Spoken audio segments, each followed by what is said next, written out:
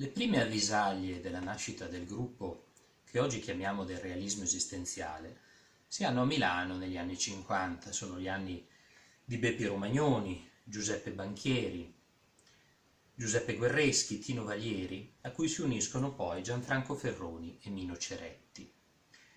I fermenti che popolano i loro intenti sono dovuti principalmente all'esistenzialismo, alle nascenti lotte sindacali e sociali, ma soprattutto al bisogno di riappropriarsi delle cose in senso materiale, dal panorama urbano, la loro è soprattutto una pittura di città, agli interni, i volti delle persone, amici, parenti o personaggi tipici che siano.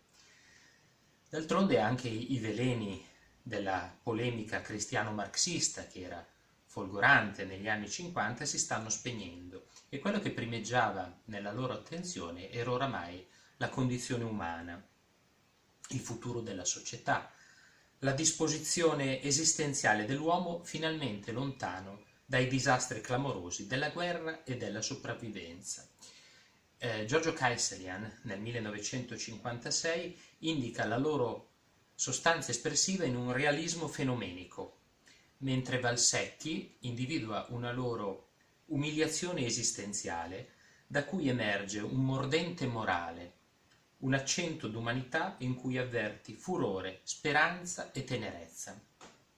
È un'arte questa, prima loro, dove la gamma bassa, quasi pessimistica dei colori, delle cromie, predominano il nero e il grigio, viene rivissuta in termini di informali o con riferimenti abbastanza concreti a quella europea dell'epoca.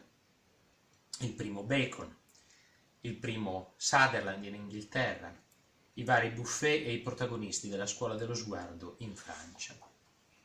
Sono momenti di ricerca pittorica che vengono raccontati dagli stessi protagonisti. Ad esempio Banchieri scrive nelle sue memorie di quel periodo: «Era il primo giorno che frequentavo Brera. Mi indicarono l'aula del professor Carpi. Quanti sono passati da quell'aula? Entrai e dentro c'erano tutti, dico Romagnoni, Guerreschi, Valieri e Ceretti. Mi parve di conoscerli da tempo, lessi sui loro volti istintivamente che erano le persone giuste, quelle che avevo sempre cercato, senza aver l'idea di dove le avrei potute trovare. Volevamo fermamente uscire dalle pastoie e delle abitudini borghesi. Eravamo disposti a tutto, pur di ribellarci a un mondo che vedevamo immerso nell'ipocrisia, nella banalità, nel conformismo. Eravamo sempre isolati, sarcastici, aggressivi, nel rispondere non guardavamo in faccia a nessuno.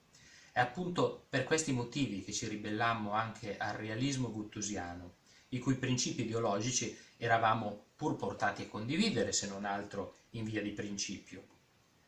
Noi non volevamo far politica attraverso quadri manifesto o dichiarazioni programmatiche, ma attraverso una ricostruzione dell'uomo esterno e interiore insieme. Ma nel 1955 però la vita culturale a Milano e in Italia anche era divisa tra i neorealisti e gli astratto-lirici. Noi, contrari agli uni e agli altri, eravamo fatalmente condannati all'isolamento e alla miseria stabile, senza altri aiuti se non quelli psicologici, e il nostro isolamento produceva una spinta a starcene uniti, ad aiutarci l'un l'altro. È normale.